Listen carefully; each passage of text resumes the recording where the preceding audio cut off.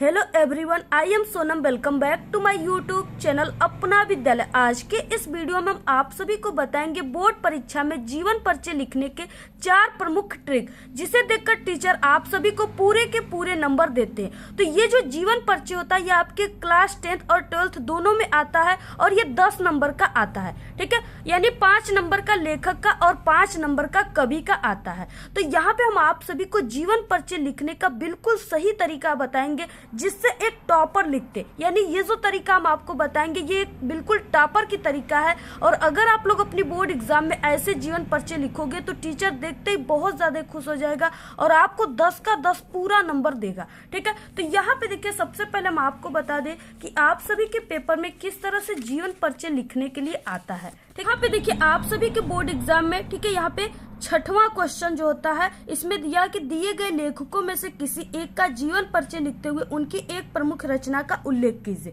ठीक है, ये 5 नंबर का है। और इसके बाद भी जो यहाँ पे दिया हुआ है ये कवि का है, ये भी 5 नंबर का है। तो यहाँ पे हम आप सभी को सबसे इम्पोर्टेंट जो है जयशंकर प्रसाद, जो आपके क्लास 10th और 12th दोनों के लिए इम्पोर्टेंट है। ठीक है, यानी दोनों के बोर्ड एग्जाम में जीवन परिचय हिंदी में जयशंकर प्रसाद का आता है। तो यहाँ पे देखिए आपको लिखना किस तरह से, यानी एक टॉपर स्टूडेंट किस तरह से लिखते हैं। सबसे पहले आप सभी को यहाँ पे, ठीक है, क्वेश्चन को करने से पहले आपको नंबर जरूर डाल देना है। प्रश्नोत्तर संख्या 6 का क वाला हम कर रहे हैं तो इस तरह से आपको क लिख देना है। इसके बाद आप लोग जिस पे लिख रहे हो, तो यहाँ पे हम दूसरे पर थे जयशंकर प्रसाद पेपर में, तो यहाँ पे जयशंकर प्रसाद का लिख रहे हैं तो यहाँ पे आपको सबसे पहले उनका नाम लिख देना है। इसके बाद यहाँ पे आपको जीवन परिचय लिखना है और इस तरह से कर देना है। ठीक है, इसके बाद आपको जो टॉपर लिखते हैं, यानी जो सही तरीका होता है वो बॉक्स बनाकर लिखना। ठीक है, ये जो होता है ये जीवन परिचय लिखने की सबसे सही तरीका होता है। तो यहाँ पे देखिए आपको इसमें क्या करना है, संक्षिप्त परिचय लिखना है सबसे पहले। इसके बाद नाम, आप लोग जिस कवि या लेखक का जीवन परिचय लिख रहे हो वो आपको यहाँ पे लिख देना है। तो नाम जयशंकर प्रसाद, जन्म स्थान इनका जो हुआ था वो 1889 ईस्वी काशी वाराणसी में हुआ था और कहीं कहीं आपको 90 भी देखने को मिल जाएगा, तो दोनों सही है। आप लोग दोनों में से जो याद है आपको वो लिखिए। ठीक है, पिता का नाम देवी प्रसाद, इनकी रचनाएं कामयानी है और लहर झरना। इसके बाद इनकी मृत्यु जो हुआ था वो 1937 ईस्वी में हो गया था।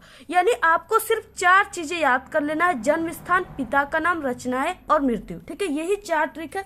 अगर आप लोग ये चारों याद कर लिए तो आप लोग किसी भी जीवन परिचय को, कवि या लेखक को, सिर्फ यही 4 ट्रिक को अगर जान रहे हो तो इसी को देखकर टीचर आपको नंबर देते हैं। ठीक है, तो आप लोग किसी भी जीवन परिचय को लिख सकते हो सिर्फ 4 ट्रिक से।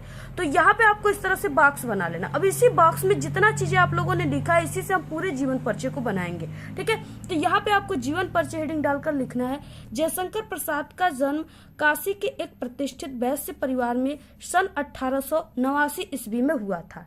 ठीक है, तो इस तरह से आपको लिखना है। देखिए हम आप सभी को बता दें, जो टीचर आप सभी की कॉपी को चेक करते हैं वो इतनी बड़ी जीवन परिचय को कभी भी नहीं पढ़ते, सिर्फ वो इस बॉक्स को देखते हैं और इस बॉक्स में अगर आप लोगों ने सही सही लिखा है तो आपको टोटल 5 के 5 नंबर इस पे दे के चले जाएंगे। ठीक है, तो इस तरह से 1889 ईस्वी में हुआ था। इनके पिता का नाम देवी प्रसाद था तथा माता का नाम मुन्नी देवी था। ठीक है, जयशंकर प्रसाद के।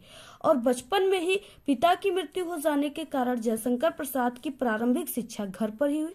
घर पर ही इन्होंने हिंदी, ठीक है, संस्कृत, उर्दू, फारसी भाषा का गहन अध्ययन किया।